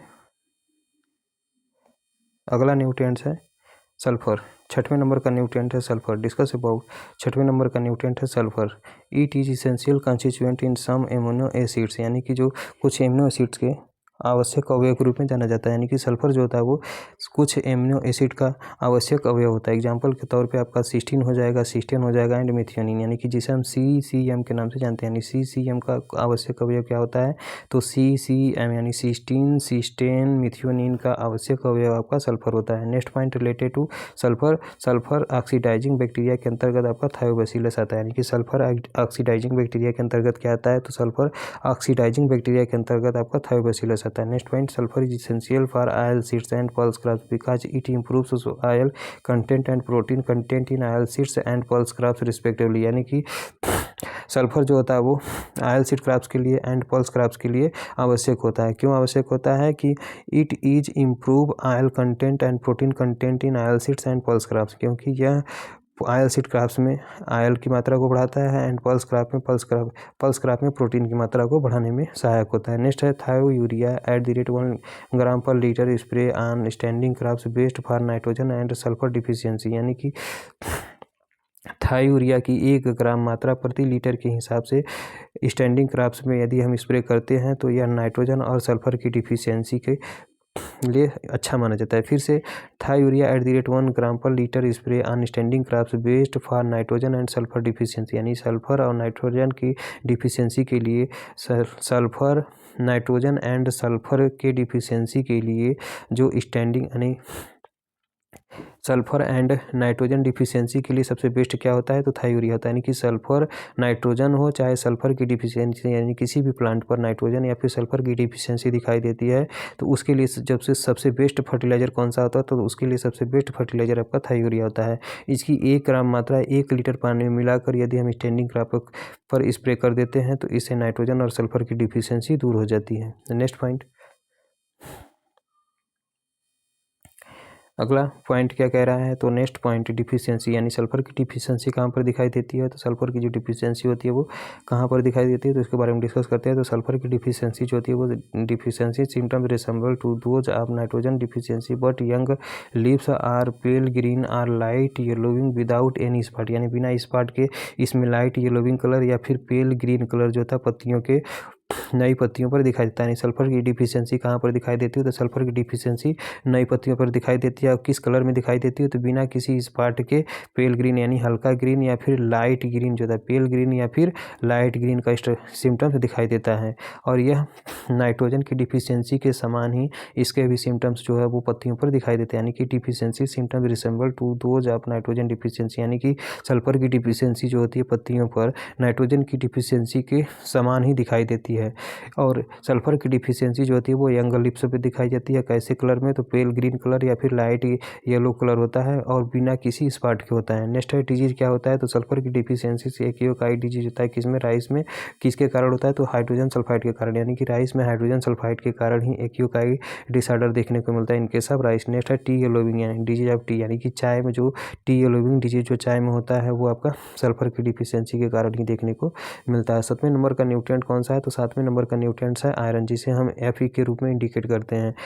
required for nitrogen fixation because eat catalyst of chlorophyll synthesis, यानी कि आयरन जो होता है वो नाइट्रोजन के फिक्सेशन में आवश्यक होता है, यानी कि आयरन जो होता है वो नाइट्रोजन के फिक्सेशन में आवश्यक होता है, क्योंकि यह कैटालिस्ट का काम करता है कहाँ पर, तो क्लोरोफिल के सिंथेसिस में, यानी क्लोरोफिल के सिंथेसिस में कैटालिस्ट का काम कौन करता है, तो आयरन ही करता है, यानी कि क्लोरोफिल के सिंथेसिस में कैटालिस्ट का काम या फिर उत्प्रेरक का काम कौन करता है, तो आयरन ही करता है, और यह नाइट्रोजन के फिक्सेशंस में बहुत ही आवश्यक होता है। Next point, during respiration act as oxygen carrier like haemoglobin, यानी कि रेस्पायरेशन के समय आयरन जो होता है वो रेस्पायरेशन के समय ऑक्सीजन के कैरियर के रूप में कार्य करता है, और यह कहाँ पर कार्य करता है, तो लेग हीमोग्लोबिन में कार्य करता है। नेक्स्ट है act as a enzyme in oxidation reduction process, यानी कि ऑक्सीडेशन एंड रिडक्शन प्रोसेस में एंजाइम के रूप में कार्य करता है, यानी कि आयरन जो होता है वो ऑक्सीडेशन रिडक्शन प्रोसेस में एंजाइम के रूप में कार्य करता है। आयरन की कमी कहाँ पर दिखाई देती है, interveinal complete chlorosis but main remain characteristics green, यानी कंप्लीट इंटरवेनल न्यूक्रोसिस जो था वो किसके कारण दिखाई देता है, तो कंप्लीट इंटरवेनल न्यूक्रोसिस जो था वो आयरन की डिफिशियंसी के कारण होता है, but main vein remain characteristic green, लेकिन इसमें जो मेन वेन होता है या फिर जो मेन नसें होती हैं वो ग्रीन कलर की हो जाती हैं, इसका मेन करेक्टरिस्टिक्स होता है। नेक्स्ट है स्कॉर्चिंग ऑफ लीफ मार्जिन, यानी लीफ मार्जिन में जब स्कॉर्चिंग देखने को मिलता है तो यह आयरन की कमी के कारण ही होता है, यानी कि लीफ के मार्जिन में जो स्कॉर्चिंग देखने को मिलता है वो आयरन की डिफिशियंसी के कारण ही देखने को मिलता है। नेक्स्ट है young leaves become yellowing or iron chlorosis in groundnut, यानी कि जो नई पत्तियाँ होती हैं वो पीली पड़ जाती हैं, यानी कि आयरन की कमी से जो नई पत्तियाँ होती हैं ग्राउंडनट की पीली पड़ जाती हैं, यानी कि आयरन की कमी से ग्राउंडनट की जो नई पत्तियाँ होती हैं वो पीली पड़ जाती हैं, जिसे हम आयरन क्लोरोसिस के नाम से जानते हैं। 8वें नंबर का न्यूट्रिएंट है मैग्नीज। 8वें नंबर का न्यूट्रिएंट है मैग्नीज, इसे हम Mn से रूप में इंडिकेट करते हैं। तो इसमें फार्मेशन ऑफ क्लोरोफिल, यानी क्लोरोफिल के फार्मेशंस में कौन सहायक होता है, तो क्लोरोफिल के फार्मेशंस में मैग्नीज एलिमेंट सहायक होता है, यानी कि क्लोरोफिल के फार्मेशंस में कौन सा एलिमेंट हेल्प करता है, तो आपका मैग्नीज करता है। नेक्स्ट है को फैक्टर ऑफ एंजाइम, यानी मैग्नीज जो होता है वो को फैक्टर ऑफ एंजाइम के रूप में जाना जाता है, यानी कि मैग्नीज जो होता है वो को फैक्टर ऑफ एंजाइम के को फैक्टर के रूप में काम करता है, यानी मैग्नीज जो होता है वो एंजाइम के को फैक्टर के रूप में काम करता है। Next point, manganese toxicity cause crinkle leaf of cotton, यानी कॉटन में जो क्रिंकल लीफ होता है वो किसके कारण होता है, तो कॉटन में जो क्रिंकल लीफ होता है वो मैग्नीज के टॉक्सिसिटी के कारण होता है, जबकि मैग्नीज में जिंक की डिफिशियंसी से लिटी लीफ ऑफ कॉटन हमें देखने को मिलता है, और सभी प्लांट्स में जो लिटी लीफ होता है वो इसी के कारण देखने को मिलता है। नेक्स्ट है डिफिशियंसी ऑफ मैग्नीज, यानी जो मैग्नीज की डिफिशियंसी है कहाँ पर दिखाई देती है, तो पत्तियों पर जो डेड स्पॉट, यानी कि पत्तियों पर जो मृत स्पॉट दिखाई देते हैं वो मैग्नीज की डिफिशियंसी के कारण ही दिखाई देते हैं। Leaves become chlorotic but smaller when remain green, यानी कि इसमें जो पत्तियाँ होती हैं वो पूरी तरह से जल जाती हैं, और छोटे छोटे यानी कि स्मॉलर वेन रिमेन ग्रीन, और इसके जो स्मॉलर वेन यानी कि इसके जो छोटे छोटे वेन होते हैं वो फिर ग्रीन हो जाते हैं, फिर हरे रंग के हो जाते हैं। डिजीज कौन सा होता है, तो मैग्नीज के कारण पहला ब्लाइट ऑफ शुगर केन, यानी शुगर केन में जो पहला ब्लाइट होता है वो मैग्नीज की डिफिशियंसी के कारण ही देखने को मिलता है, यानी शुगर केन में जो पहला ब्लाइट होता है वो मैग्नीज की डिफिशियंसी के कारण ही देखने को मिलता है। नेक्स्ट है ग्रे स्पाइक ऑफ बार्ली या फिर ओट, यानी ओट या बार्ली में जो ग्रे स्पेक ओट होता है, यानी कि ग्रे स्पेक ऑफ ओट या फिर बार्ली, ये जो होता है वो मैग्नीज की डिफिशियंसी के कारण ही होता है, जबकि मार्स स्पॉट ऑफ पी में जो मार्स स्पॉट होता है वो भी मैग्नीज की डिफिशियंसी के कारण ही देखने को मिलता है। नेक्स्ट एलिमेंट्स है आपका नेक्स्ट माइक्रो एलिमेंट है, 9th नंबर का माइक्रो एलिमेंट्स है कापर। इसे हम Cu के रूप में इंडिकेट करते हैं। First point related to copper, tips and margin of young leaves show chlorosis, यानी कि जो यंग लीव्स का टिप्स होता है या फिर यंग लीव्स का जो मार्जिन होता है, इसी पर क्लोरोसिस हमें देखने को मिलती है। नेक्स्ट है, it is compound of plastocyanin, यानी कि कॉपर जो होता है वो प्लास्टिसाइनिन का एक अवयव होता है या फिर यौगिक होता है, यानी कि कॉपर जो होता है वो प्लास्टोसाइनिन का एक यौगिक होता है। Next point, essential for photosynthesis और रेस्पायरेशन, यानी कॉपर जो होता है वो फोटोसिंथेसिस एंड रेस्पायरेशन के लिए आवश्यक होता है। फिर से जो कॉपर होता है वो फोटोसिंथेसिस एंड रेस्पायरेशन के लिए बहुत ही आवश्यक होता है। नेक्स्ट है, rosetting and excess gumming occurs due to copper deficiency, यानी कि जो रोजेटिंग या फिर एक्सेस गमिंग किसके कारण होता है? किसी भी प्लांट्स में जो रोजेटिंग होता है या फिर एक्सेस जो गमिंग होता है या फिर बहुत ज़्यादा मात्रा में गम निकलता है, यह कॉपर की डिफिशियंसी के कारण ही देखने को मिलता है। नेक्स्ट है, gummosis and exanthema disease of citrus, यानी सिट्रस में जो गमोसिस होता है या फिर जो एक्जेंथिमा होता है जिसे हम डाईबैक के नाम से जानते हैं, यह सिट्रस में कॉपर की डिफिशियंसी के कारण ही होता है। Next point, dieback and reclamation disease of citrus is due to deficiency of copper, यानी कि जो डाईबैक होता है, यानी कि सिट्रस में जो डाईबैक होता है एंड रिक्लेमेशन डिजीज, यानी सिट्रस में जो डाईबैक एंड रिक्लेमेशन डिजीज होता है, ये दोनों ही जो होता है वो कॉपर की डिफिशियंसी के कारण देखने को मिलता है। 10वें नंबर का जो माइक्रो एलिमेंट्स है वो आपका बोरान है। बोरान को हम बी से इंडिकेट करते हैं। First point related to boron, it is necessary for pollen germination, यानी कि पालन के जर्मिनेशन में जो आवश्यक माइक्रो न्यूट्रेंट्स होता है आपका बोरान होता है, यानी पालन ट्यूब के फॉर्मेशन में एंड पालन के जर्मिनेशन दोनों में ही आवश्यक जो न्यूट्रेंट्स होता है वो आपका बोरान होता है। Next point, boron is only non metal element among the micronutrients, यानी सभी प्रकार के माइक्रोन्यूट्रेंट्स के अंतर्गत जो नॉन मेटल या फिर न्यूट्रल एलिमेंट माइक्रोन्यूट्रेंट्स होता है वो आपका बोरान होता है, क्योंकि इसमें किसी भी प्रकार का आयंस नहीं पाया जाता है। Next point, it is necessary for translocation of sugar, यानी कि बोरान भी जो होता है वो ट्रांसलोकेशन ऑफ शुगर, यानी कि पोटेशियम एंड बोरान ये दोनों जो होते हैं वो फ्रूट के क्वालिटी के लिए बेस्ट माने जाते हैं। पोटेशियम एंड बोरान दोनों ही फ्रूट के क्वालिटी के लिए या फिर किसी भी फसल के क्वालिटी के लिए बेस्ट माने जाते हैं। और पोटेशियम भी क्या करता है, तो पोटेशियम भी शुगर का ट्रांसलोकेशन का काम करता है और बोरान भी शुगर के ट्रांसलोकेशन का काम करता है। And involved in reproduction and germination of pollen, यानी पॉलिन के रिप्रोडक्शन एंड जर्मिनेशन में भी ये पार्टिसिपेट करता है। यानी बोरान जो होता है वो शुगर के ट्रांसलोकेशन में सहायक होता है, जबकि पोटेशियम जो होता है जबकि फास्फोरस जो होता है वो शुगर के ट्रांसलोकेशन एंड शुगर का एक्यूमुलेशन एंड शुगर के ट्रांसपोर्टेशन दोनों में हेल्प करता है। छोड़ो यहाँ जो बात करें पहले इसके बारे में हम चर्चा कर लेते हैं। It is necessary for translocation of sugar, यानी बोरान जो होता है शुगर के ट्रांसलोकेशन में बहुत ही आवश्यक होता है और यह पालन के रिप्रोडक्शन एंड जर्मिनेशन में भी पार्टिसिपेट करता है। Next question, it concern with water reactions in cells and regulates the intake of water into cells, यानी कि it concern with water reactions in cells, यानी सेल्स में जो वाटर रिएक्शंस होता है इसी के कारण होता है। यानी कि बोरान की डिफिशियंसी के कारण क्या होता है, तो सेल्स में जो वाटर रिएक्शंस होता है यह बोरान के कारण ही होता है, यानी कि सेल्स में जो वाटर का रिएक्शंस होता है वो बोरान की उपस्थिति के कारण ही होता है। And regulate the intake of water into soil, यानी सॉइल्स में वाटर का इंटेक कौन रोकता है, तो यह बोरान रोकने का काम करता है। यानी कि किसी भी कोशिका में वाटर के इंटेक को रेगुलेट करने का काम कौन करता है, तो बोरान ही करता है। Next point, it may act as regular of potassium ratio and keep calcium in soluble form within the plants, फिर से it may act as a regulator of potassium ratio, यानी कि बोरान जो होता है वो पोटेशियम रेशियो के regulator के रूप में काम करता है। यानी बोरान जो होता है वो पोटेशियम रेशियो के रेगुलेटर्स के रूप में काम करता है। And keep calcium in soluble form within the plants, यानी प्लांट्स में जो कैल्शियम होता है वो सोल्यूबल फॉर्म में पाया जाता है। फिर से कीप, यानी boron keep calcium in soluble form within the plants, यानी बोरान जो होता है वो कैल्शियम को प्लांट्स में सोल्यूबल फॉर्म में उपलब्ध कराने का काम करता है। यानी बोरान जो होता है वो कैल्शियम को प्लांट्स में सोल्यूबल फॉर्म में अवेलेबल करवाता है। Next point, test in cauliflower, यानी कि test in cauliflower is due to presence of boron, यानी कि कालीफ्लावर में जो टेस्ट होता है किसकी उपस्थिति के कारण होता है, तो कालीफ्लावर में जो टेस्ट होता है वो बोरान की उपस्थिति के कारण ही होता है। यानी कालीफ्लावर में जो टेस्ट पाया जाता है वो बोरान की उपस्थिति के कारण ही पाया जाता है। होता है। नेक्स्ट है disease due to deficiency of boron, यानी बोरान की कमी से कौन कौन से डिजीज हमें देखने को मिलते हैं उसके बारे में डिस्कस करते हैं। तो पहले नंबर पे ब्राउनिंग और होलो स्टेम ऑफ कॉलीफ्लावर, यानी कि होलो स्टेम, यानी ब्राउनिंग और होलो स्टेम ऑफ कॉलीफ्लावर, यानी कॉलीफ्लावर में जो ब्राउनिंग होता है, सभी प्रकार की ब्राउनिंग, क्रैकिंग एंड फ्रूटिंग, ये सभी जो होता है वो बोरान की डिफिशियंसी के कारण ही होता है। लेकिन एप्पल की क्रैकिंग को छोड़कर, क्योंकि एप्पल की क्रैकिंग जो होती है वो कैल्शियम की डिफिशियंसी के कारण होती है।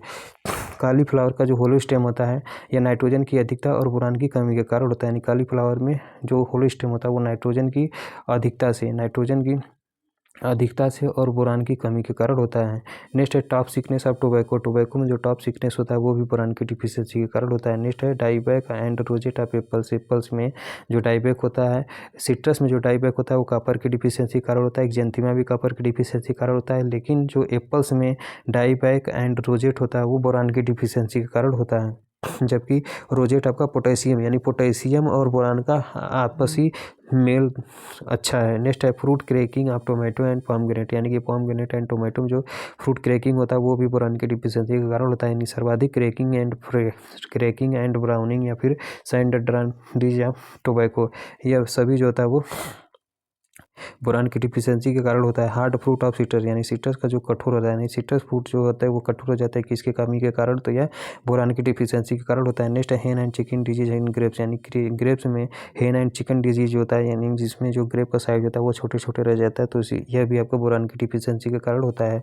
Heart rot of sugar beet, यानी शुगर बीट में जो हार्ट राट होता है वो किसके कारण होता है, तो शुगर बीट में जो हार्ट राट होता है वो भी बोरान की डिफिशियंसी के कारण होता है। नेक्स्ट एलिमेंट है जिंक, 11वें नंबर का जो माइक्रो एलिमेंट्स है वो आपका जिंक है। In plants it required for biosynthesis of hormones, यानी कि प्लांट्स में बायोसिंथेसिस के लिए आवश्यक एलिमेंट्स कौन सा होता है, तो प्लांट्स में बायोसिंथेसिस के लिए आवश्यक हार्मोन्स कौन सा होता है, यानी कि हार्मोन के बायोसिंथेसिस के लिए प्लांट्स में आवश्यक कौन सा एलिमेंट्स होता है, माइक्रो न्यूट्रिएंट होता है। फिर से in plants it required for biosynthesis of hormone, यानी प्लांट्स में हार्मोन के बायोसिंथेसिस के लिए आवश्यक एलिमेंट्स कौन सा होता है, तो जिंक होता है। और इसका प्रिकर्सर क्या होता है, तो ट्रिप्टोफैन होता है। ट्रिप्टोफैन होता है। नेक्स्ट है डिफिशियंसी ऑफ जिंक, जिंक की डिफिशियंसी से वाइट बर्ड ऑफ मेज होता है, खैरा डिजीज ऑफ राइस होता है, little leaf of cotton and Apple, यानी कि एप्पल का जो लिटिल लीफ होता है, and Apple and cotton and mango, यानी सभी प्रकार का जो लिटिल लीफ होता है वो बोरान की डिफिशियंसी के कारण होता है। लेकिन क्रिंकल लीफ ऑफ कॉटन किसकी कमी के कारण होता है, तो वो आपका मैग्नीज की टॉक्सिसिटी के कारण होता है। नेक्स्ट है mottle leaf of citrus, citrus में जो मोटल लीफ होता है किसके कारण होता है, तो यह भी जिंक की डिफिशियंसी के कारण होता है। यानी mottle leaf of citrus, citrus में जो मोटल लीफ होता है वो किसके कारण होता है, तो यह आपका mottle leaf of citrus zinc की डिफिशियंसी कारण होता है। रोजेट फार्मेशन जो होता है वो जिंक की डिफिशियंसी कारण होता है, यानी रोजेट फार्मेशन जो होता है वो जिंक की डिफिशियंसी के कारण होता है। नेक्स्ट एलिमेंट है 12वें नंबर का एलिमेंट है कोबाल्ट। 12वें नंबर पे कौन सा एलिमेंट दिया गया है, तो 12वें नंबर पे एलिमेंट दिया है कोबाल्ट। कोबाल्ट को हम CO से इंडिकेट करते हैं। It is component of vitamin B12, यानी कि कोबाल्ट जो होता है वो विटामिन B12 का एक कंपोनेंट होता है। यानी कोबाल्ट जो होता है वो विटामिन B12 जिसका केमिकल नेम आपका या फिर जिसका केमिकल नेम होता है साइनोकोबालामिन, यानी कि विटामिन B12 का एक आवश्यक अवयव होता है कौन, cobalt. It is essential for formation of a type of haemoglobin in nitrogen fixing nodules tissue known as leg haemoglobin, यानी कि it is essential for formation of a type of haemoglobin in nitrogen fixing nodule tissue, यानी कि nitrogen fixing करने वाले जो nodule tissue होते हैं उसमें हीमोग्लोबिन के एक प्रकार के रूप में इसका फॉर्मेशन होने के लिए आवश्यक होता है। It is essential for formation of a type of haemoglobin, यानी कि हीमोग्लोबिन यानी कि एक प्रकार की हीमोग्लोबिन के फॉर्मेशन के लिए जो आवश्यक एलिमेंट्स होता है वो आपका कोबाल्ट होता है, जो कि नाइट्रोजन फिक्सिंग नोड्यूल्स टिश्यू के फॉर्मेशन से भी सहायता करता है, इसीलिए हम लेग हीमोग्लोबिन के नाम से जानते हैं। फिर से सही से सेंटेंस नहीं बैठ पाया। It is essential for formation of a type of haemoglobin in nitrogen fixing nodule tissue, यानी कि नाइट्रोजन फिक्सिंग नोड्यूल टिश्यू में हीमोग्लोबिन के एक प्रकार के फार्मेशन के लिए आवश्यक एलिमेंट आपका कोबाल्ट होता है, जिसे हम लेग हीमोग्लोबिन के नाम से जानते हैं। Next point, it is act as oxygen carrier in roots, यानी कि लेगुमिनस प्लांट्स में या फिर लेगुमिनस प्लांट्स के रूट में ऑक्सीजन कैरियर का काम कौन करता है, तो कोबाल्ट ही करता है। नेक्स्ट है also known as animal protein factor, यानी कि कोबाल्ट को हम एनिमल प्रोटीन फैक्टर के नाम से भी जानते हैं। 13वें नंबर का एलिमेंट कौन सा है, तो 13वें नंबर का एलिमेंट्स है मॉलिब्डेनम। 13वें नंबर का एलिमेंट्स कौन है, तो 13वें नंबर का एलिमेंट्स है मॉलिब्डेनम, जिसे हम MO से डिनोवर्स करते हैं। It is absorbed as molybdate, यानी मॉलिब्डेनम जो होता है किस रूप में अवशोषित होता है, तो मॉलिब्डेनम जो होता है वो मॉलिब्डेट के रूप में अवशोषित होता है, जिसमें MOO4 डबल चार्ज रूप पाया जाता है। नेक्स्ट है molybdenum is essential components of enzyme, यानी मॉलिब्डेनम जो होता है वो एंजाइम का एक आवश्यक अवयव होता है, जिसे हम नाइट्रेट रिडक्टेज के नाम से जानते हैं। फिर से molybdenum is essential component of enzyme, यानी मॉलिब्डेनम जो होता है वो एंजाइम का एक आवश्यक अवयव होता है, जिसे हम नाइट्रेट रिडक्टेज के नाम से जानते हैं। Next point, function as nitrogen fixation in pulses, यानी कि मॉलिब्डेनम का कार्य क्या होता है, तो पल्सेस में नाइट्रोजन का फिक्सेशन करना, यानी कि दलहनी फसलों में नाइट्रोजन का फिक्सेशन करने का कार्य जो होता है वो मॉलिब्डेनम का होता है। Next point, whiptail of cauliflower, whiptail of cauliflower is due to deficiency of molybdenum, यानी कि कालीफ्लावर्स में जो वीट टेल होता है या फिर तलवार की तरह संरचना बन जाती है, वह किसके कारण होता है, तो मॉलिब्डेनम की डिफिशियंसी के कारण ही होती है। Next point, molybdenum is required for carrot and Raphanus for sweetness, यानी कि रेफेनस एंड कैरेट में स्वीटनेस के लिए रिक्वायर्ड कौन सा एलिमेंट्स होता है, तो आपका मॉलिब्डेनम होता है। यानी कि मूली एंड गाजर में मिठास बढ़ाने के लिए कौन सा एलिमेंट्स आवश्यक होता है, तो आपका मॉलिब्डेनम होता है। नेक्स्ट एलिमेंट्स कौन सा है, तो नेक्स्ट एलिमेंट्स है क्लोरीन। अगला एलिमेंट्स है क्लोरीन। अगला एलिमेंट्स कौन सा है, तो क्लोरीन है। Absorbed as chloride form, high chlorine sensitive crop legume and tobacco, यानी कि हाईली क्लोरीन सेंसिटिव क्रॉप के अंतर्गत कौन सा आता है, तो हाईली क्लोरीन सेंसिटिव क्रॉप के अंतर्गत लेग्यूम आता है, टोबैको आता है, और इसके बाद टी आता है, इसके बाद पोटैटो आता है, इसके बाद स्वीट पोटैटो आता है। ये सभी जो होते हैं वो और इसके बाद टोमेटो और सभी प्रकार का सोलनेसियस क्रॉप्स भी जो होता है इसके प्रति बहुत ही ज़्यादा सेंसिटिव क्रॉप्स के रूप में जाने जाते हैं। Next point, other facts related to nutrients, fruit cracking of tomato is due to boron deficiency. Reclamation disease also called as white tip is caused due to deficiency of copper, यानी कि reclamation disease also called white tip is caused due to deficiency of copper. Next point, sodium is important constituents of CAM plants, यानी sodium जो होता है वो cam plant का एक आवश्यक अवयव होता है। Next point, silicon observed by plant as monosilicic acid and it is essential for rice, यानी सिलिकॉन जो होता है वो किस प्रकार के प्लांट से प्राप्त किया जाता है, तो silicon observed by plants as monosilicic acid, यानी कि सिलिकॉन जो होता है वो मोनिसिलिक एसिड के रूप में पौधों के द्वारा अवशोषित होता है। यानी सिलिकॉन जो होता है वो मोनोसिलिसिक, यानी सिलिकॉन जो होता है वो मोनोसिलिसिक एसिड के रूप में पौधों को अवशोषित होता है।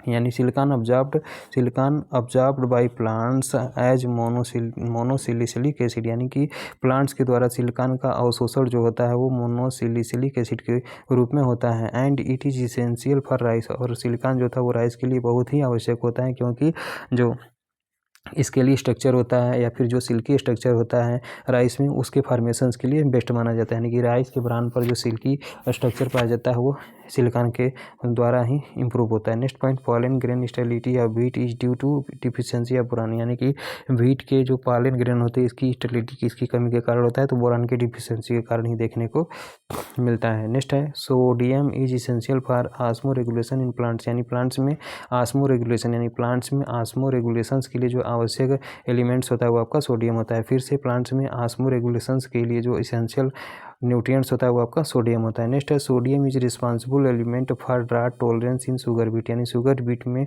सूखे के प्रति सहनशीलता के लिए जो आवश्यक एलिमेंट्स होता है या फिर रिस्पॉन्सिबल जो एलिमेंट्स होता है आपका सोडियम होता है। फिर से sodium is responsible element for drought tolerance in sugar beet, यानी शुगर बीट में ड्राउट के प्रति टॉलरेंट के लिए जो रिस्पॉन्सिबल एलिमेंट होता है वो आपका सोडियम होता है। नेक्स्ट है chlorosis between the vein and veins remain green so deficiency of magnesium, यानी chlorosis between the veins and vein remain green so, यानी कि क्लोरोसिस जो वेन और वेन के बीच में, यानी कि जब क्लोरोसिस वेन और वेन के बीच में होता है और इसके बाद जो ग्रीन कलर के सिम्टम्स दिखाई देते हैं, या किसके कमी के कारण होता है, तो मैग्नीशियम के कारण होता है। जबकि कंप्लीट इंटरवेनल क्लोरोसिस जो होता है वो मैग्नीज की डिफिशियंसी के कारण होता है, यानी कि वेन एंड वेन के बीच में जो क्लोरोसिस होता है वो मैग्नीशियम की डिफिशियंसी के कारण होता है। ठीक, और जो कंप्लीट इंटरवेनल क्लोरोसिस होता है वो मैग्नीशियम एंड आयरन की डिफिशियंसी के कारण होता है। नेक्स्ट है आयरन।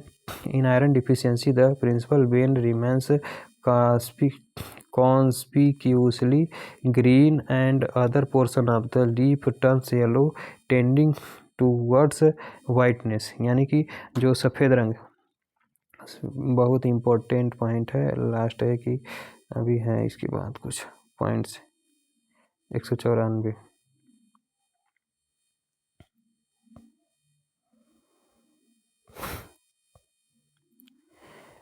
तीन एलिमेंट्स है जो कि क्लोरोसिस से संबंधित है, यानी कि नॉर्मल क्लोरोसिस किसके कारण होती है, नॉर्मल क्लोरोसिस नाइट्रोजन की डिफिशियंसी के कारण होती है। जबकि क्लोरोसिस वेन टू वेन, यानी क्लोरोसिस वेन एंड वेन, यानी वेन और नसों के बीच में जो क्लोरोसिस होता है वो रिमेन ग्रीन सो, यानी कि जब वेन एंड वेन के बीच में क्लोरोसिस होता है तो वो मैग्नीशियम की डिफिशियंसी के कारण होता है, जो कि हरे रंग का दिखाई देता है।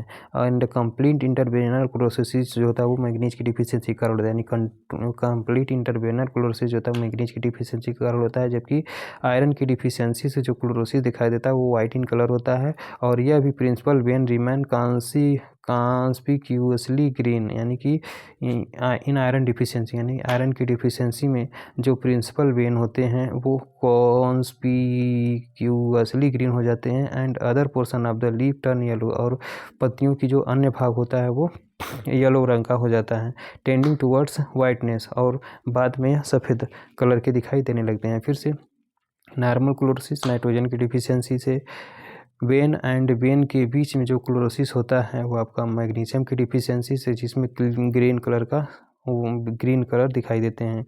जबकि आयरन की डिफिशियंसी से मैग्नीज की डिफिशियंसी से, यानी कि कंप्लीट इंटरवेनल क्लोरोसिस किसके होता है, यानी कि नॉर्मल क्लोरोसिस जो होता है वो नॉर्मल क्लोरोसिस नाइट्रोजन की डिफिशियंसी से, वेन एंड वेन के बीच में जो क्लोरोसिस होता है वो मैग्नीशियम की डिफिशियंसी से, और कंप्लीट इंटरवेनल क्लोरोसिस जो होता है वो मैग्नीज की डिफिशियंसी से। जबकि आयरन आयरन की डिफिशियंसी में जो प्रिंसिपल वेन होते हैं, यानी कि जो मुख्य वेन होते हैं, जो प्रिंसिपल वेन होते हैं वो कॉन्स्पिक्यूअसली ग्रीन हो जाते हैं, और अदर पोर्शन जो लीफ का होता है वो पीले रंग का हो जाता है, और बाद में वाइटनेस इसमें दिखाई देने लगता है। बहुत इंपॉर्टेंट पॉइंट है। In manganese deficiency the principal vein as well as smaller vein are greens, यानी कि मैग्नीज की डिफिशियंसी में जो प्रिंसिपल वेन होता है यह स्मॉलर वेन्स के रूप में हरा दिखाई देता है, यानी कि इन मैग्नीज की डिफिशियंसी में जो प्रिंसिपल वेन होता है वो छोटे छोटे हरे वेन्स के रूप में दिखाई देने लगते हैं। नेक्स्ट है silicon is essential for rice and मेज, यानी सिलिकॉन जो होता है किसके लिए आवश्यक होता है, तो सिलिकॉन जो होता है वो राइस एंड मेज दोनों ही फसलों के लिए आवश्यक होता है। नेक्स्ट है black heart of potato is due to deficiency of oxygen, यानी ब्लैक हार्ट ऑफ पोटैटो जो होता है वो ऑक्सीजन की डिफिशियंसी के कारण होता है, या पुअर ऑक्सीजन की डिफिशियंसी के कारण, या फिर पुअर वेंटिलेशन के कारण होता है।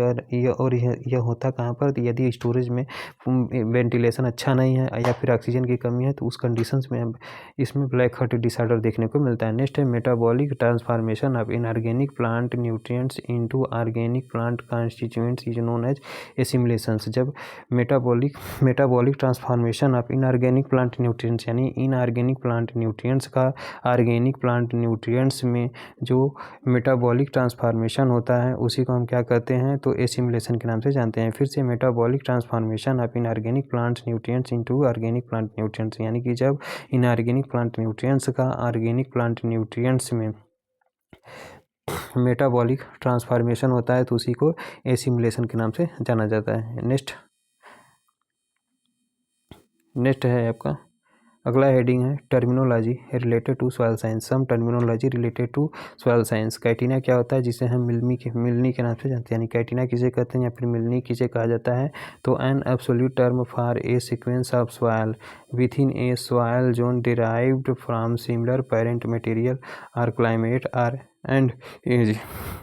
यानी कैटिना या फिर मिलनी जो टर्म होता है यह एक प्रकार का एब्सोल्यूट टर्म होता है जो कि सॉइल के एक सीक्वेंस के लिए रखा गया है विथिन ए सॉइल जोन, जो कि सॉइल के जोन से संबंधित है। Derived from similar parent material, यानी कि वह सॉइल जोन जो कि एक ही प्रकार के पेरेंट मटेरियल से बने हैं, एक ही प्रकार के क्लाइमेट से बने हैं और एक ही प्रकार के एज से बने, यानी कि वह सॉइल होराइजन्स या फिर वह सॉइल जोन जो कि एक ही प्रकार के पेरेंट मटेरियल से, एक ही प्रकार के क्लाइमेट से एंड एक ही प्रकार के सॉइल एज से बने होते हैं, उसी को हम कैटिना या फिर मिलनी के नाम से जानते हैं। और कैटिना या फिर मिलनी जो होता है एक प्रकार का एब्सोल्यूट टर्म होता है जो कि सॉइल के सीक्वेंस से संबंधित होता है। Next point, but having different soil characteristic due to variation in relief and in drainage. But having different soil, लेकिन अलग अलग सॉइल्स में, बट हैविंग लेकिन अलग अलग सॉइल्स में अलग अलग कैरेक्टरिस्टिक्स देखने को मिलता है due to variations in relief and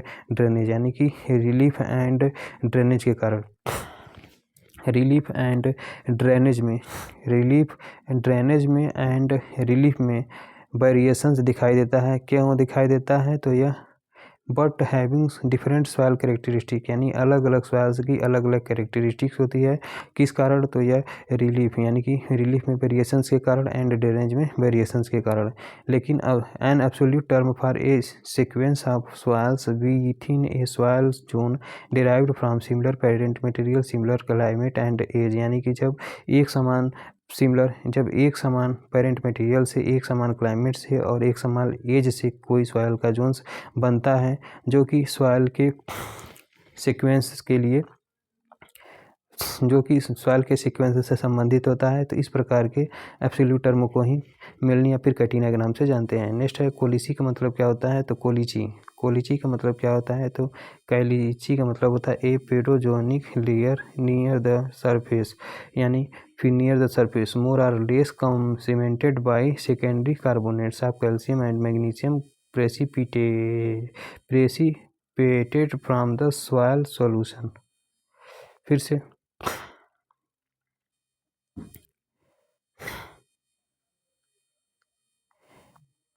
कैलिची क्या होता है, ए पेडोजेनिक लेयर, यानी कि कैलिची जो होता है वो एक प्रकार का पेडोजेनिक लेयर होता है नियर द सरफेस, जो कि सरफेस के पास में पाया जाता है। मोर आर लेस सीमेंटेड, जो कि कम या अधिक सीमेंटेड होता है बाय सेकेंडरी कार्बोनेट्स, जो कि कैल्शियम और मैग्नीशियम के सेकेंडरी कार्बोनेट से सीमेंटेड होता है। Precipitated from the soil solutions, यानी कि जिसका प्रेसिपिटेशन जो होता है वो सॉइल के सॉल्यूशन से होता है, यानी कि सॉइल के सॉल्यूशन से प्रेसिपिटेटेड कैल्शियम एंड मैग्नीशियम के सेकेंडरी कार्बोनेट के द्वारा जो अधिक या कम सीमेंटेड सरफेस होता है, जो कि एक पेडोजेनिक लेयर के रूप में पाया जाता है, उसी को हम कैलिची के नाम से जानते हैं। फिर से a pedogenic layer near the surface more or less cemented by secondary carbonates of calcium and magnesium precipitated from the soil solution, यानी सॉइल सॉल्यूशन से प्रेसिपिटेटेड कैल्शियम और मैग्नीशियम्स के जो सेकेंडरी कार्बोनेट्स के द्वारा कम सीमेंटेशन या फिर ज़्यादा सीमेंटेशन से जो सरफेस का निर्माण होता है, उसी को हम कैल्की के नाम से जानते हैं। और कैल्की जो होता है एक प्रकार का पेडोजेनिक लेयर होता है जो कि सरफेस के पास उपस्थित रहता है। नेक्स्ट है क्लॉट का मतलब होता है ढेला। It is A artificial produced compact coherent mass of soil ranging in size 200 millimetre, यानी कि क्लॉट जो होता है एक प्रकार का आर्टिफिशियल प्रोडक्ट होता है। किसका, तो कम्पैक्ट है compact coherent mass of soil, यानी कि compact coherent mass of soil का एक आर्टिफिशियल प्रोडक्ट होता है। रेंजिंग इन साइज, जिसका साइज जो होता है वो 2 से लेकर 200 मिलीमीटर तक होता है। क्लॉट का मतलब होता है ढेला, यानी ढेला वाली मिट्टी जो होती है वो चने के कल्टीवेशन के लिए सबसे अच्छा माना जाता है। और यह कम्पैक्ट कोहेरेंट मास होता है सॉइल, यानी कि सॉइल का जो कॉम्पैक्ट यानी कि बधा हुआ, coherent mass of soil ranging, फिर से एक बार देख लेते हैं। तो it is artificial produced compact coherent mass of soil ranging in size from 2 to 200 millimetre, यानी कि क्लाउड जो होता है एक प्रकार का आर्टिफिशियल प्रोडक्ट होता है जो कि compact coherent mass of soil के सॉइल से बना होता है, और इसका जो रेंज होता है वो 2 से लेकर 200 मिलीमीटर तक होता है। नेक्स्ट है क्रोटोबीना का मतलब क्या होता है, व्हाट डू यू मीन क्रोटोबीना। क्रोटोबीना का मतलब क्या होता है, व्हाट डू यू मीन क्रोटोबीना। तो it is a typical kind of channel in the soil horizons, यानी सॉइल होराइजन्स में एक प्रकार का टाइपिकल चैनल होता है, यानी कि क्रोटोबीना जो होता है एक प्रकार का टाइपिकल चैनल होता है जो कि सॉइल होराइजन्स में उत्पन्न होता है बाय एक्शन ऑफ अर्थवर्म, जो कि अर्थवर्म के कार्य के द्वारा ऐसा होता है, and other animals and it is filled with organic matter or matter from the other horizons. फिर से क्रोटोबीना का मतलब क्या होता है, what do you mean crotovina. It is a typical kind of channel, यानी कि क्रोटोबीना एक प्रकार का चैनल होता है इन द सॉइल होराइजन्स, यानी सॉइल होराइजन्स में, यानी कि क्रोटोबीना सॉइल होराइजन्स में एक प्रकार का चैनल होता है produced by actions of earthworm, जो कि अर्थवर्म और अन्य एनिमल्स के एक्शंस के द्वारा प्रोड्यूस होता है, and field with organic matter, और यह चैनल जो होता है ऑर्गेनिक मैटर से भर जाता है, या फिर organic and or matter from other horizons, और या फिर अन्य होराइजन्स भी जो होता है इस मैटर से भर जाता है, तो उसी को हम क्रोटोबीना के नाम से जानते हैं। कैट क्ले का मतलब क्या था, what do you mean cat clay. Cat clay का मतलब क्या होता है, cat clay is a clay sulphate, यानी कि कैट क्ले एक प्रकार का क्ले सल्फेट होता है which science like cat clay cats eye, यानी कि कैट क्ले एक प्रकार का क्ले सल्फेट होता है जो कि साइंस की तरह दिखाई देता है, जिसे हम कैट्स आई जो कि साइंस की तरह दिखाई देता है, जो कि बहुत ही चमकीला दिखाई देता है, जैसे कि बिल्ली की आँख, यानी कि यह बिल्ली की आँख की तरह ही चमकता है, यानी कि कैट क्ले एक प्रकार का क्ले सल्फेट होता है जो कि बिल्ली की आँखों की तरह चमकता है। नेक्स्ट है wait clay soils have high amount of sulphur, यानी कि जो नमी युक्त जो क्ले सॉइल्स होता है इसमें सल्फर की ज़्यादा मात्रा पाई जाती है इन रेड्यूस्ड फॉर्म में, जो कि रेड्यूस्ड फॉर्म में पाई जाती है, that upon being drained become extremely acid due to oxidation of sulphur compound and formation of sulphuric acid, यानी कि wet clay soils have high amount of sulphur in reduced form, यानी कि wet clay soils के reduced form में sulphur की अधिक मात्रा पाई जाती है, that upon being drained become extremely acid, क्योंकि ड्रेनेज के परिणाम स्वरूप इसमें एसिड की प्रधानता देखने को मिलती है due to oxidation of sulphur, क्योंकि इसमें सल्फर का ऑक्सीडेशन होता है, सल्फर कंपाउंड का जो है इसमें ऑक्सीडेशन होने के कारण यह बहुत ही ज़्यादा एसिडिक होता है, and formation of sulphuric acid, जिसके परिणाम स्वरूप सल्फ्यूरिक एसिड का फॉर्मेशन हो जाता है। नेक्स्ट है अगला हेडिंग है सोलम, ए प्लस बी होराइजन को मिलाकर सोलम कहा जाता है, ठीक, और इसी को हम ट्रू सॉल्व भी कहते हैं, यानी कि ए प्लस बी होराइजन्स को जब आपस में हम मिला देते हैं तो उसी को सोलम कहते हैं, या फिर इसी को ट्रू सॉल्व के नाम से जाना जाता है। नेक्स्ट है रेगोलिथ, यानी कि तीनों होराइजन्स को आपस में मिला देते हैं तो उसे रेगोलिथ के नाम से जाना जाता है। फिर से the first point related to regolith, the unconsolidated product of rock by weathering, यानी विदरिंग के द्वारा चट्टान का जो अनकॉन्सोलिडेटेड प्रोडक्ट होता है वो रेगोलिथ कहलाता है, यानी कि विदरिंग के द्वारा चट्टान का जो अनकॉन्सोलिडेटेड, जिसमें किसी भी प्रकार का विदरिंग नहीं हुआ होता है, उसके प्रोडक्ट को हम रेगोलिथ कहते हैं। रेगोलिथ के अंतर्गत ए प्लस बी प्लस सी होराइजन्स आता है। नेक्स्ट है रेगोसॉल्स, क्या होता है, any soils of azonal order without definite genetic Horizons, यानी बिना निश्चित जेनेटिक होराइजन्स के एजोनल ऑर्डर्स को हम, यानी एनी सॉइल्स, यानी रेगोसॉल्स का मतलब क्या था, any soils of the azonal, यानी कि एजोनल के अंतर्गत किसी भी प्रकार का सॉइल, यानी कि एजोनल के अंतर्गत कोई भी सॉइल जब बिना डिफिनिट जेनेटिक होराइजन्स के आर्डर में पाया जाता है तो उसे रेगोसॉल के नाम से जाना जाता है। फिर से any soils of the azonal order, यानी एजोनल आर्डर के अंतर्गत कोई भी सॉइल्स जिसमें डिफिनिट जेनेटिक होराइजन्स के बिना, फिर से विदाउट डिफिनिट जेनेटिक होराइजन्स, बिना विदाउट डिफिनिट जेनेटिक होराइजन के कोई भी सॉइल एजोनल आर्डर्स को हम रेगोसॉइल के नाम से जानते हैं। फिर से any soils of the azonal order without definite genetic Horizons, यानी बिना डिफिनिट जेनेटिक होराइजन्स के कोई भी सॉइल्स का एजोनल आर्डर रेगोसॉइल कहलाता है। नेक्स्ट है ऑर्गेनिक सॉइल्स। ऑर्गेनिक सॉइल का मतलब क्या होता है? ऑर्गेनिक सॉइल का मतलब क्या होता है? वह सॉइल्स जिसमें ऑर्गेनिक मैटर की मात्रा 20% से अधिक होती है उसे हम ऑर्गेनिक सॉइल के नाम से जानते हैं। फिर से soil having at least 20% organic matter in low clay content soils, यानी कि वह सॉइल्स जिसमें ऑर्गेनिक मैटर की मात्रा कम से कम 20% तक पाई जाती है तो उसी को हम ऑर्गेनिक सॉइल के नाम से जानते हैं। इन लो क्ले कंटेंट सॉइल, यानी कि इसमें क्ले कंटेंट की यानी इस प्रकार के सॉइल में क्ले कंटेंट की मात्रा कम पाई जाती है। मिनरल सॉइल किसे कहते हैं? तो ऑर्गेनिक सॉइल था mineral soils. Such soils has usually less than 20% organic matter, यानी कि वह सॉइल्स हैं या फिर वह मृदा जिसमें ऑर्गेनिक मैटर की मात्रा 20% से कम पाई जाती है, यानी कि वह सॉइल जिसमें ऑर्गेनिक मैटर की मात्रा 20% से अधिक पाया जाता है उसे ऑर्गेनिक सॉइल्स कहते हैं। और ऑर्गेनिक सॉइल्स में क्ले कंटेंट की कमी पाई जाती है, जबकि वह सॉइल्स जिसमें ऑर्गेनिक मैटर की मात्रा 20% से कम पाया जाता है उसे हम मिनरल सॉइल के नाम से जानते हैं। Next point, mineral soils are the biochemically and physically weathered upper portion of the regolith, यानी कि रेगोलिथ के ऊपरी भाग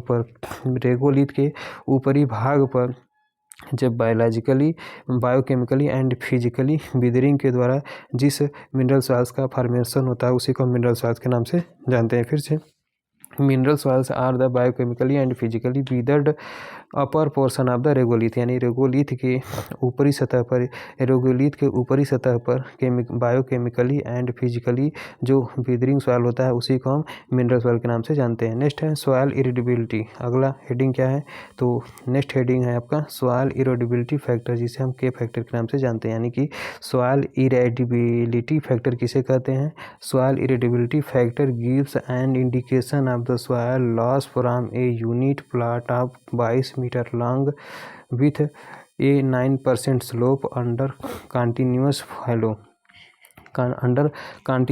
फॉलो, यानी कि लगातार फील्ड के प्रति रहने पर 9% स्लोप के साथ 22 मीटर लंबाई वाले प्लाट के एक यूनिट से जो सॉइल का लॉस होता है, इस प्रकार के इंडिकेशंस को जो फैक्टर इंडिकेट करता है उसी को सॉइल इरिडिबिलिटी के नाम से जानते हैं। Next point, it is normally varies from near zone to about 0.6%, यानी कि इसका जो it is normally varies from, यानी कि यह सामान्यतः वेरी करता रहता है कि कहाँ से कहाँ तक? तो नियर 0 टू अबाउट 0.6% तक, यानी कि सॉइल इरिडिबिलिटी फैक्टर जो होता है यह समानता वेरी करता रहता है 0 से लेकर 0.6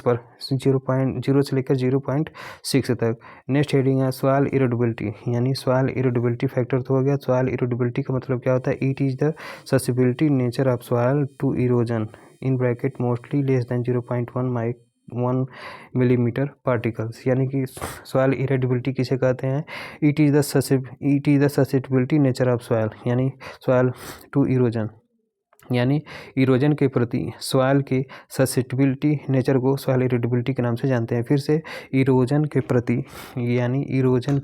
प्रति सॉइल के नेचुरल ससेसिबिलिटी को हम सॉइल इरिडिबिलिटी के नाम से जानते हैं। फिर से it is the susceptibility nature of the soil to erosion, यानी इरोजन के प्रति सॉइल का जो नेचुरल ससेसिबिलिटी होता है उसी को हम सॉइल इरिडिबिलिटी के नाम से जानते हैं। इसमें सर्वाधिक रूप से जो पार्टिकल्स होते हैं, पार्टिकल का साइज, यानी कि सॉइल इरिडिबिलिटी में जो सॉइल का पार्टिकल साइज होता है वो लेस दैन 0.1 मिलीमीटर होता है, जबकि सॉइल इरिजिबिलिटी के अंतर्गत क्या आता है? तो soil erodibility, what do you mean?